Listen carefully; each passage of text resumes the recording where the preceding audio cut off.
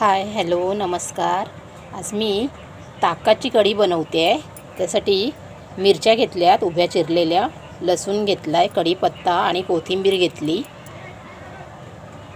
कढीच्या वेळेला झटपट होणारी ही ताकाची कढी बनवते आहे. इथे मी ताक घेतलं आहे. 4 माणसाला ही ताकाची कढी पुरेशी आहे, बरोबर होते. गॅसवर मी एक छोटं पातेलं ठेवलं आहे. तेल गरम झालं आहे.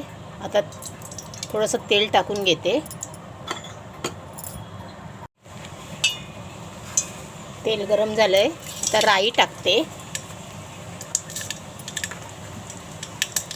जिरं, हे बघा एवढासा छोटासा चमचा आहे. लसूण थोडीशी टाकते. लसूण टाकणं ऑप्शनल आहे. मिरच्या टाकते.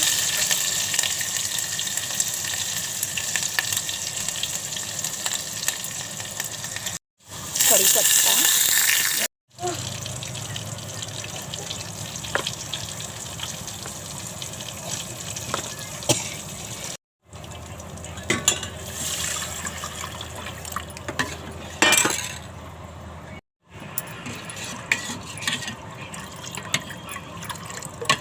ताकाची कढी तयार आहे.